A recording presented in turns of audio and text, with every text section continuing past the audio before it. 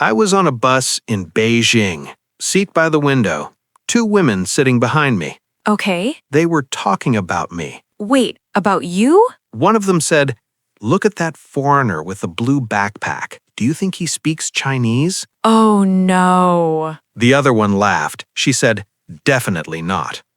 And you understood every word. Every single word.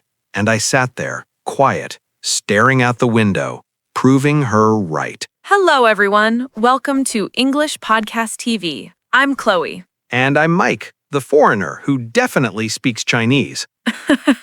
Today, why you understand English but can't speak it. Why your brain can receive everything but won't send anything back. And what you can do about it, starting today. Because the reason is not what you think, and it changed everything for me. But first, a question.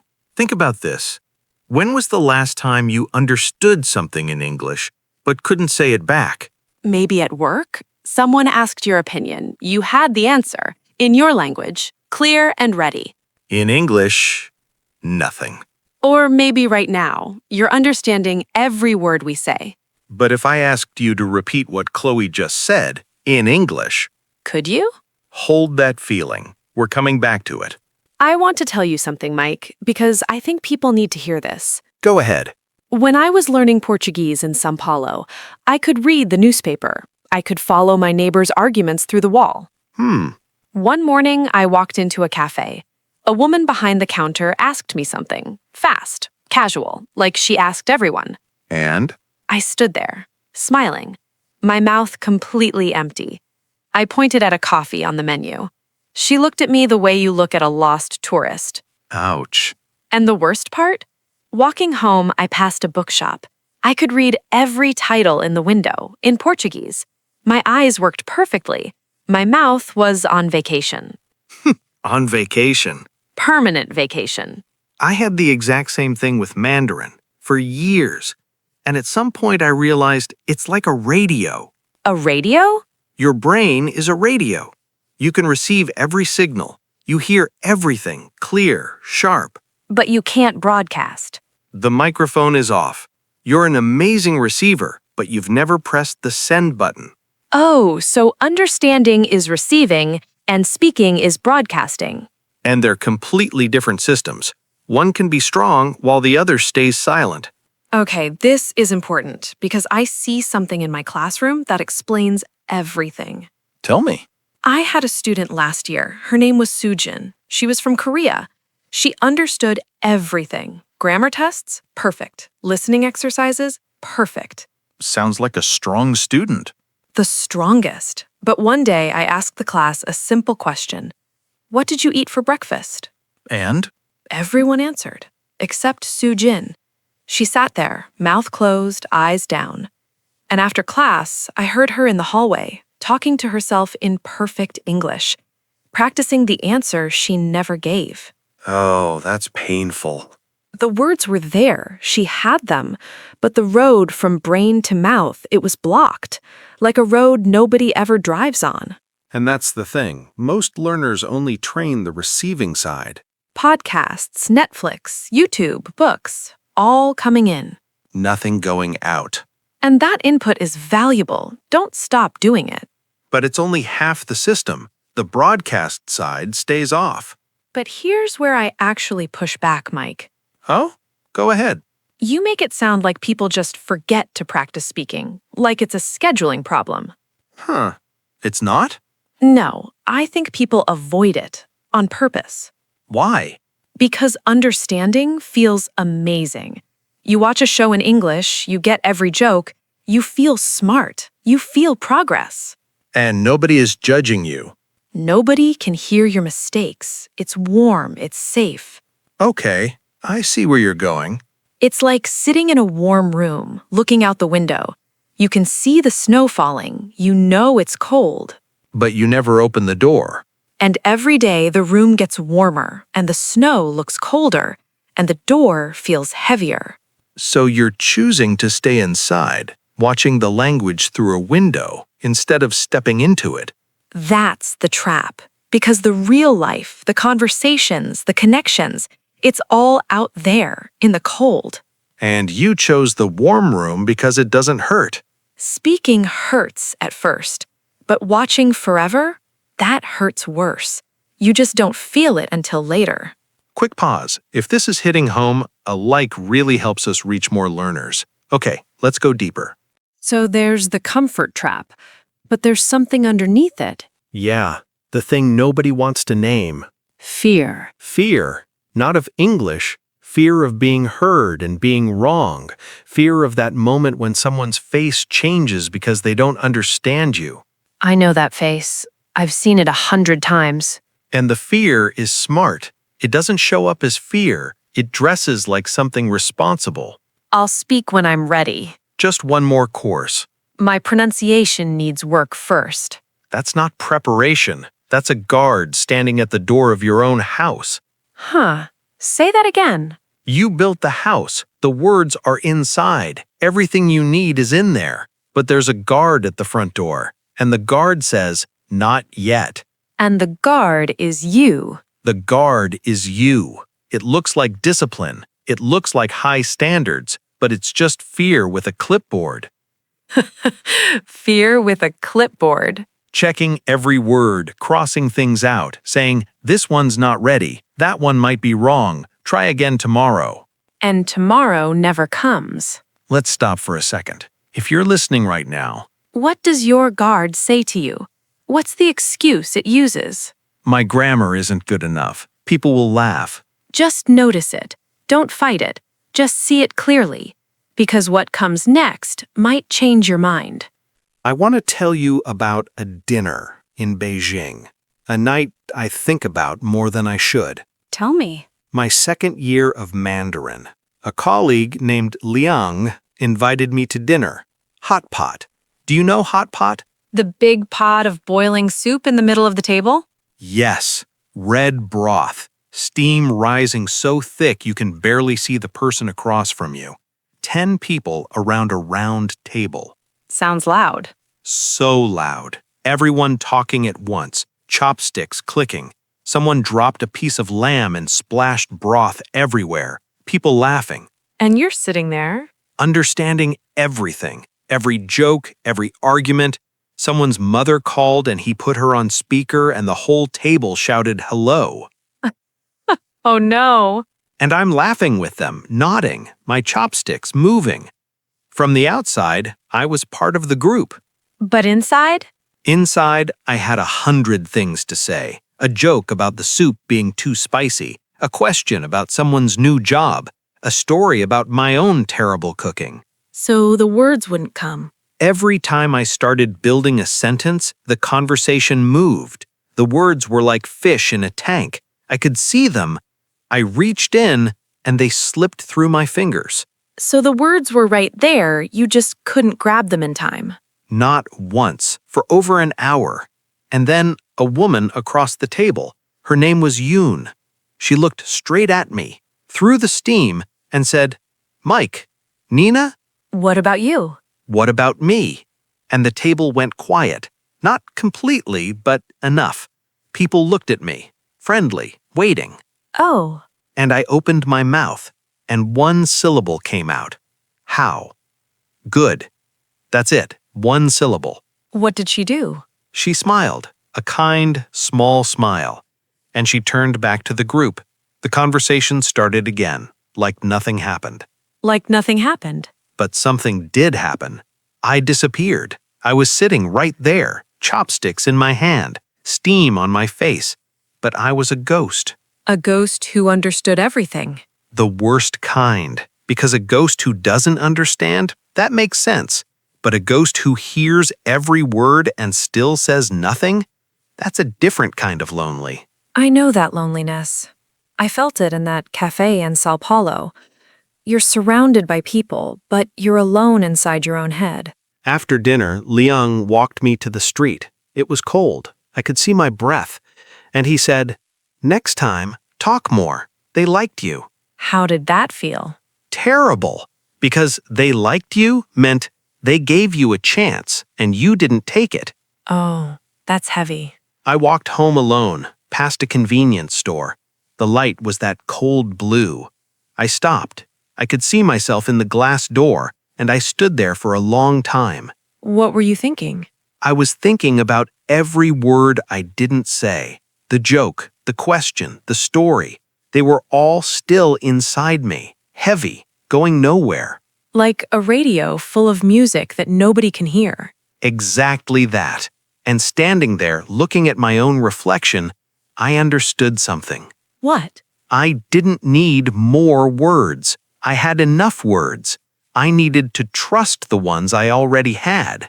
That's a completely different problem. A completely different problem. I wasn't empty. I was full and silent. Like a seed underground. Everything is already there, but nothing has broken through the surface yet. Exactly. And I want you to sit with that for a second.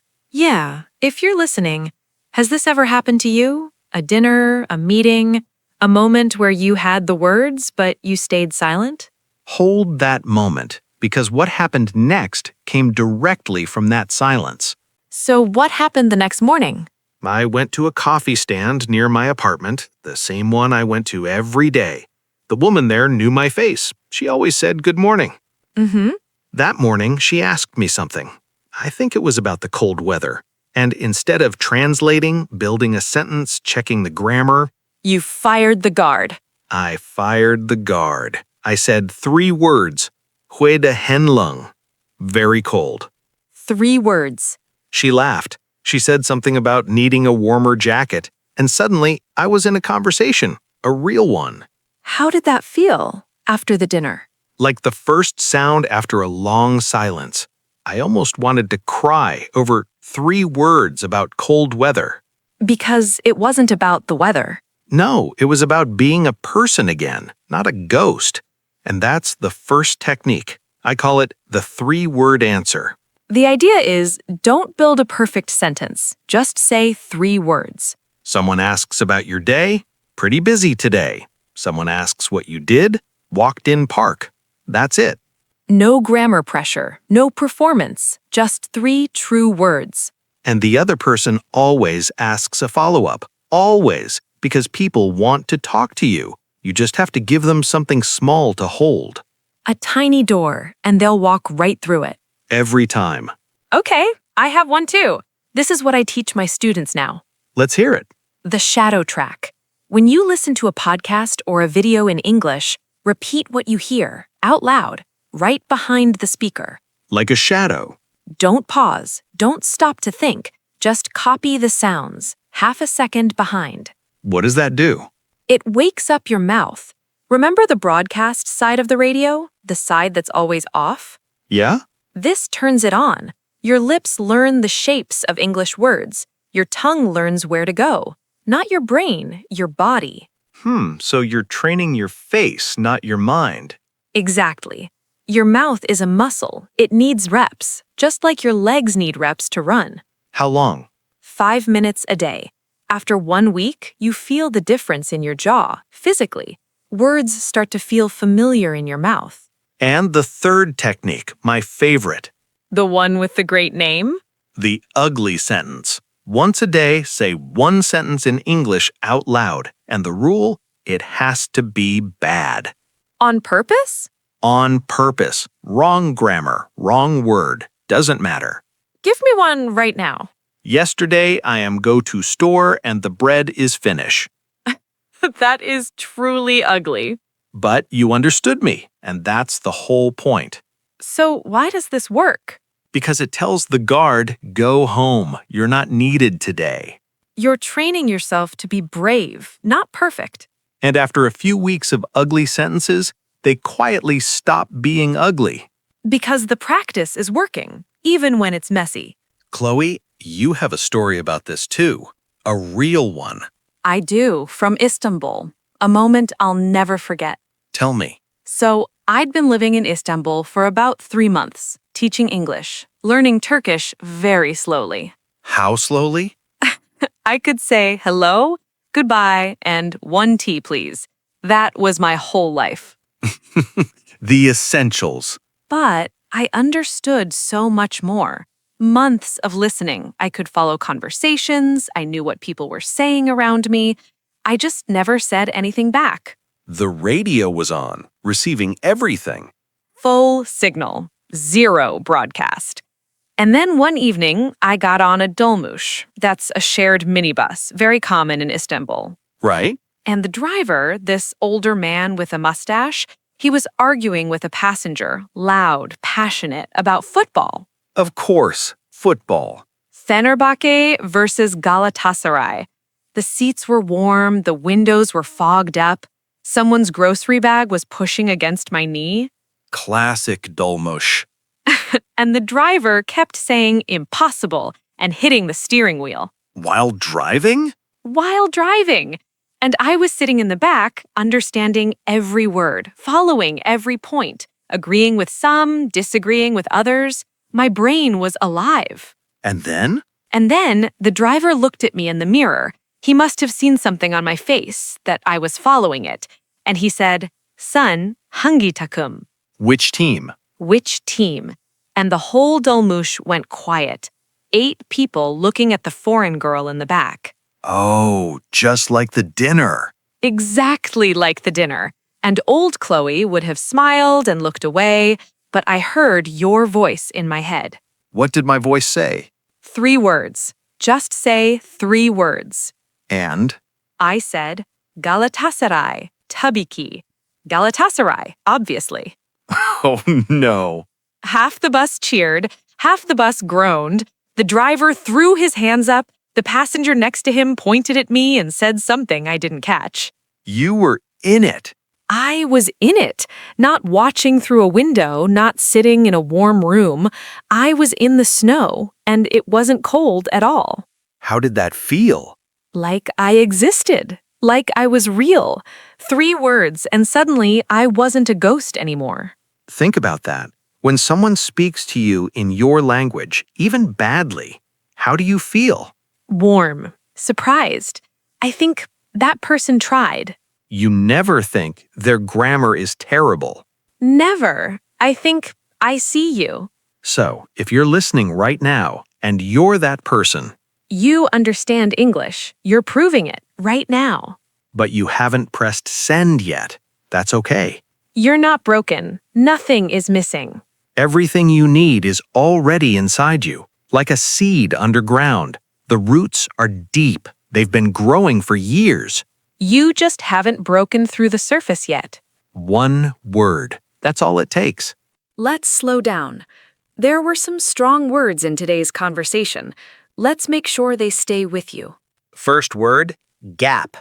A gap is a space between 2 things. Something is missing in the middle. Example, there is a big gap between what I understand and what I can say. Or, I'm working to close the gap in my speaking. Say it with me. Gap. Gap. Next, broadcast. Broadcast means to send a signal out. A radio station broadcasts music. You hear it everywhere. Example, my brain receives English, but it doesn't broadcast it yet. Or, social media lets anyone broadcast their ideas. Try it. Broadcast. Broadcast. Next word, freeze. You know this feeling. Your brain just stops. The words disappear. That's freezing. Example, I froze when the teacher asked me a question. Or, my brain freezes every time I try to speak English. Try it. Freeze. Freeze. This next word is the heart of today's episode. Trust. Trust means to believe something is safe, to let go of control. Example, I need to trust the words I already have. Or, it takes time to trust your own voice in a new language. Say it with me. Trust. Trust. Next word, shadow. A shadow follows you when there is light. It copies your shape. Example, the shadow track means you copy what someone says right behind them. Or, the tree's shadow got longer as the sun went down. Try it. Shadow. Shadow. Next, surface. The surface is the top of something, the outside, the part you can see. Example, The seed is under the surface, growing, even if you can't see it. Or, on the surface, he looked calm, but inside he was nervous. Say it with me. Surface. Surface. And the last word, the most important one today. Brave. Brave means you feel afraid. You do it anyway. The fear is there, but you speak through it. Saying 3 ugly words in a foreign language, that's brave. Or being brave doesn't mean the fear is gone, it means you didn't let it win. Repeat after me. Brave. Brave. Okay, a small challenge before we go. Today, say one sentence in English, out loud, to a person, to your phone, to your mirror. It doesn't have to be correct. It just has to be real. I'll go first. Mine, I forgot my umbrella and the sky looks angry. The sky looks angry. I like that. Mine, I ate too much rice and now I can't move. I believe that. Now your turn. Write your ugly sentence in the comments. And if this episode helped, share it with someone who's stuck in that warm room. Subscribe. Leave a like. It really does help us find more people who need to hear this. Remember what we talked about today. You're not empty. You're full. Full of words, full of understanding, full of years of quiet listening. And all of that wasn't wasted. It built something deep. You're a seed that's been growing underground. The roots are strong. Now, break through. One word, one ugly sentence, one brave moment. And the next time someone thinks you don't speak English, Prove them wrong. see you next time. Bye, everyone.